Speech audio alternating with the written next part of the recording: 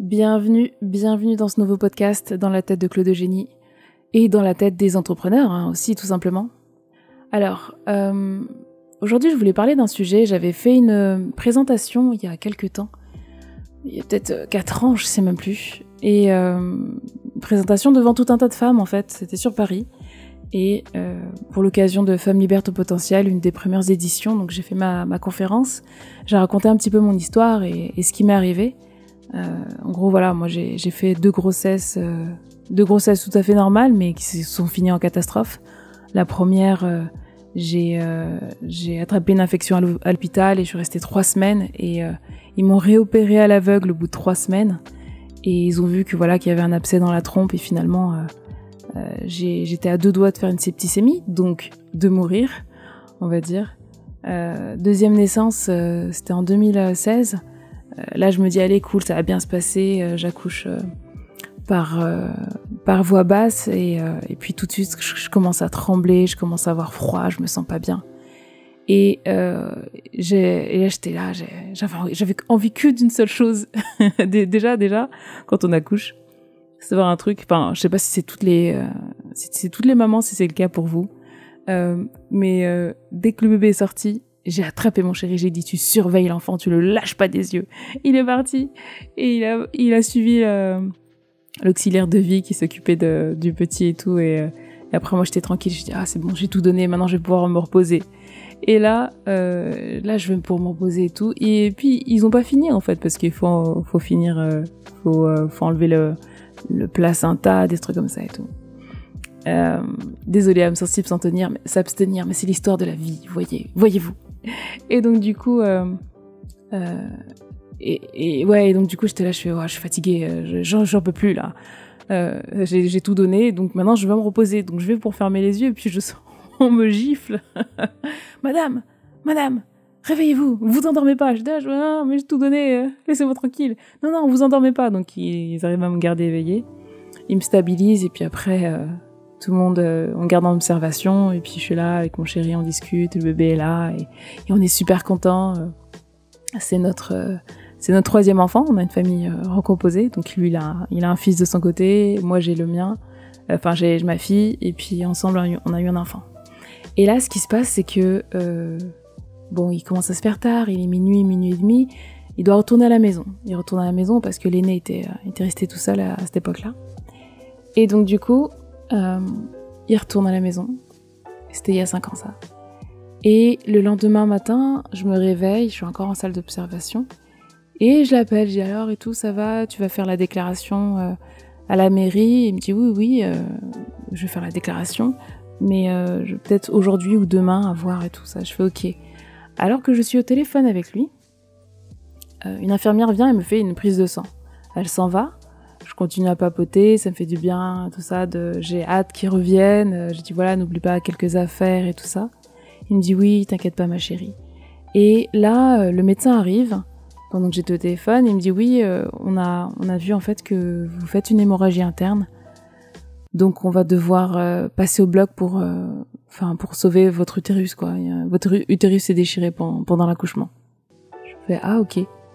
Je prends mon téléphone, je dis... T'as entendu ? Et mon chéri me dit oui, j'ai entendu.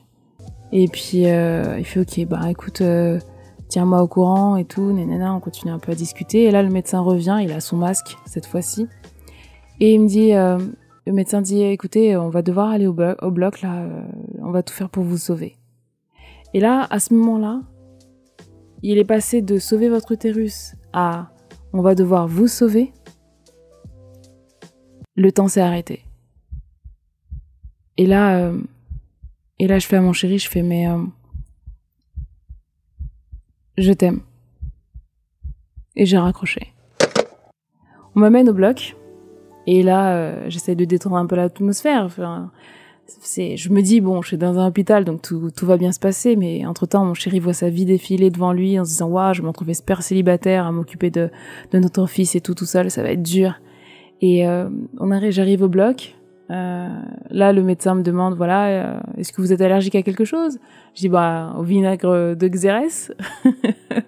Mais on n'est pas là pour faire une salade, il me semble. le médecin me regarde, il éclate de rire et puis hop, il m'endort direct. Moi avec mes blagues vaseuses. Et ensuite, je crois que je suis entre blocs vers 10-11 heures et je me suis réveillée peut-être vers 15 heures. Et je dis, waouh, j'essaie de regarder et tout, je dis, waouh, il est tard quand même. Et l'auxiliaire qui vient me voir, qui me dit, oui, est-ce que vous voulez voir votre fils?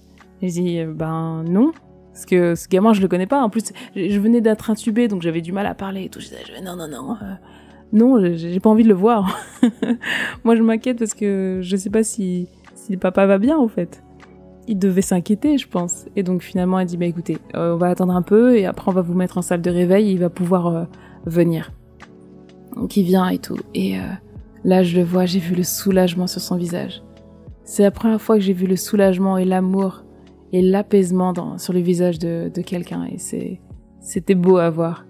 Et là, il me dit, ça va? Et j'essaie de parler tant bien que mal parce que j'ai mal à la gorge. Et à l'époque, j'avais appris un peu la langue des signes, ASL, American Sign Language. Et du coup, j'essayais de lui parler un peu comme ça, il me comprenait un peu. J'ai un peu oublié, j'ai quelques notions, mais j'ai un peu oublié. Et du coup, je regarde notre fils et je fais « Je suis ta mère !» Et là, l'auxiliaire éclate de rire. Pour cette phase-là, en fait, c'est parce que ça m'avait fait penser à la fois à Dark Vador et à la fois il y avait une pub, en fait, où il y a une femme, en fait, elle appelle sa fille au téléphone, Cindy, c'est maman. Et le problème, c'est qu'elle avait mal à la gorge, donc du coup, elle pensait que c'était un méchant qui voulait la tuer, ou je sais pas quoi, bref, peu importe. Et donc du coup, pourquoi je vous raconte tout ça? Parce que quand on met un enfant au monde, c'est cliché, je sais, c'est cliché. Mais c'est le plus beau jour, en fait, de toute sa vie, je pense. C'est accueillir ce petit être au monde et pouvoir l'aider, l'éduquer et tout, ça fait du bien, en fait. Quelques années après, 2 ans après, donc je fais cette conférence à l'événement d'une amie à moi, Aurélie Alama, femme liberte au potentiel. Et je raconte tout ça, je raconte cette histoire-là un petit peu, ce qui s'est passé, ce que ça m'a appris un peu de la vie, et puis des enfants et tout. Et à la fin, il y a une femme qui vient me voir et qui me dit vous savez, votre histoire m'a inspirée et je me posais la question, là, voilà, je suis maman, j'ai 2 enfants, et je me demande est-ce que je devrais laisser mes enfants à ma mère pour pouvoir m'occuper de mon business et pour pouvoir avancer. Voilà ce que je lui ai dit. Si jamais tu te poses la même question, là, ici on se tutoie parce que c'est le côté intime et si je te tutoie, voilà, si je vous vois, c'est que je parle à plusieurs personnes en même temps. Et là, je lui ai dit, tu sais, un enfant, je dis, je peux pas te dire si c'est une bonne chose ou pas. Qui suis-je pour te dire fais-le ou le fais pas. Je suis personne. La seule chose que je peux te dire, c'est que ton enfant, il se souviendra toujours si, par exemple, il y a un spectacle de fin d'année et il me dit « Maman, est-ce que tu peux venir à mon spectacle de fin d'année ?»« Oui, je vais venir. » Et là, imagine que tu ne viens pas. Eh bien, ton enfant se souviendra toujours, mais toujours, du fait que tu n'es pas venu, en fait. Alors que si t'es venu, les enfants, ils oublient vite, hein. Ils oublient super vite. Par contre, si tu viens pas, il va s'en souvenir. Donc la vraie question, c'est plutôt quel type de souvenir, en fait, tu veux laisser à ton enfant. Tu veux qu'il se souvienne de quoi? Même si laisser son business, même si parfois on est un peu ralenti, moi c'est ce qui se passe. Là, cette semaine, j'ai reçu un mail de l'école qui disait que la maîtresse n'était pas là pendant... Ils m'ont appelé, c'était quoi? C'était mardi. Et il fallait que je dormais, j'avais fait la sieste en pleine journée parce que je m'étais couchée à 5h du matin pour bosser. Parce que voilà, si vous entendez parfois, j'ai peut-être une voix un peu fatiguée dans mes vidéos ou podcasts. Quand vous voyez pas ma tête, c'est qu'il est tard. Voilà, c'est simple. Vous voyez pas ma tête, il est tard. Si vous voyez ma tête, c'est que j'essaie de filmer en journée, donc ça demande un peu plus de préparation. Mais du coup, j'essaie de m'organiser la nuit pour pouvoir vraiment avancer en fait sur certains sujets, et parce que tout le monde dort à la maison, donc c'est beaucoup plus simple. Et du coup, c'était un peu en décalé, donc je me suis couchée, il était quoi, déposer les enfants le matin à 7-8 heures, et puis après j'ai bossé encore pour une cliente, et puis vers 11 heures, là j'ai fait une sieste. Et ce qui est bizarre en fait, c'est que j'avais mis un réveil pour 16h. Et là, je me réveille en sursaut à 14h. Et je vois quoi? J'ai un appel en absence, un mail, un message sur mon répondeur. Et je me dis, what? Mais qu'est-ce qui se passe et tout? Et j'écoute et j'entends, il est 14h, il était 14h03, un truc comme ça. Et le temps d'écouter le message, j'écoute. Oui, bonjour, c'est madame la directrice, je vous appelle, est-ce que vous pouvez venir chercher votre fils à l'école parce que la maîtresse a une urgence, elle n'est pas là cet après-midi. Et elle m'avait envoyé le message à 11h30. Et moi, elle m'a dit, oui, est-ce que vous pouvez venir le chercher à 14h05? J'ai fait, waouh, j'écoute le truc et puis j'envoie un mail rapidos pour dire j'arrive.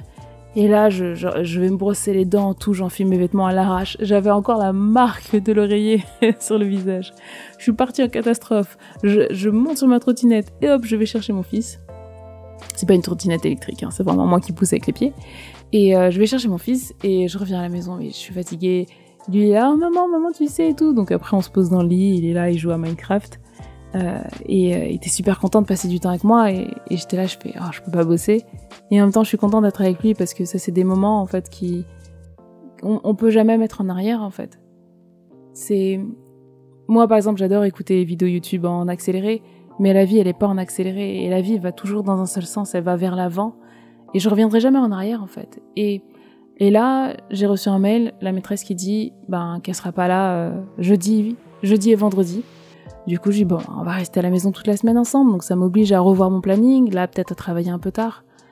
Là, il est vraiment tard, là, on est au milieu de la nuit à l'heure où je vous parle. Mais c'est pas grave. C'est pas grave parce que je me réadapte et parce qu'aujourd'hui, j'ai compris que ce qui est important pour moi, c'est ma famille et j'essaie de faire avec. Bien entendu, je suis humaine. Il y a des fois où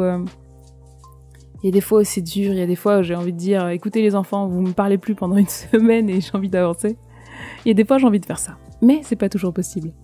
Ça fait penser à la dernière vidéo que j'ai tournée sur YouTube, une des vidéos de la rubrique Mi Digital, où j'explique, je fais un tuto vite fait sur des petites choses du quotidien en ligne. Et j'étais là comme ça, il était quelle heure? Il était minuit et demi, 1h. J'étais là, je filmais ma vidéo, et là, mon fils qui sort de la chambre, il fait « Oui, maman, tu parles un peu fort. » Il a 5 ans. « Maman, tu parles un peu fort, j'arrive pas à dormir et tout. » Je fais « Pardon ?» Je fais « Vraiment là ?» Je fais « Non. D'abord, tu vas retourner dans ta chambre. Moi, je suis venue te chercher à 14h. À 14h, je suis venue te chercher. Je pouvais bosser la journée, j'ai pas pu travailler parce que j'ai passé du temps avec toi. Et toi, tu vas me reprocher que moi, je puisse pas travailler? Non, il y a des limites. Donc, tu prends sur toi, tu t'endors. Peut-être que j'essaierai de faire un peu moins de bruit, mais tu vas pas me faire de remarques. Puis, il est parti, puis finalement, il s'est endormi. Donc, je pense que ce qu'il faut, c'est vraiment... c'est se mettre, en fait, des priorités, des moments où vous êtes avec vos enfants. J'entends certains entrepreneurs qui disent que par exemple... déléguer le ménage à une femme de ménage, des choses comme ça et tout. Oui, certes, mais quand on n'a pas les moyens, c'est un peu compliqué. Ce qu'il faut, c'est arriver à voir, en fait, quels sont les temps où vous pouvez vraiment être seul, vraiment en deep focus, vraiment très très concentré. Là, par exemple, je suis hyper concentrée, il y a personne qui me dérange. C'est très très facile pour moi de faire cet audio. Alors que si je faisais en pleine journée avec les enfants, ça aurait été très très compliqué. Donc l'idée en tant qu'entrepreneur, c'est ça, c'est essayez d'aménager ou de repenser la manière dont vous travaillez, si vous le pouvez. Parce que parfois, c'est pas facile. Revoyez votre manière de travailler pour qu'elle s'adapte avec ce cadre, en fait, le cadre familial.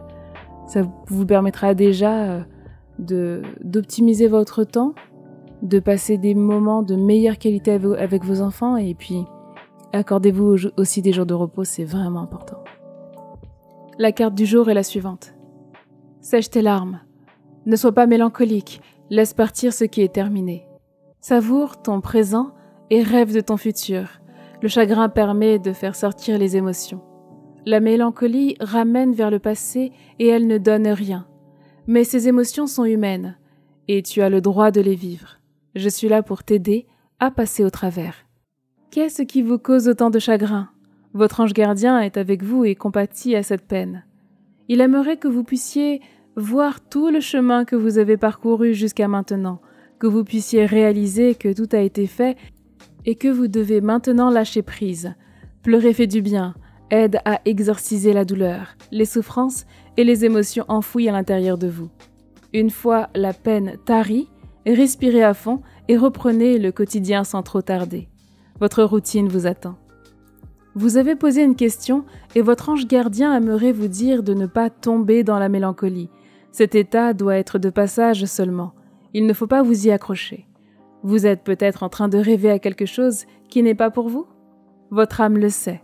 Et c'est en vous plaçant dans cet état de tristesse qu'elle veut vous faire comprendre que ce rêve est irréalisable pour vous.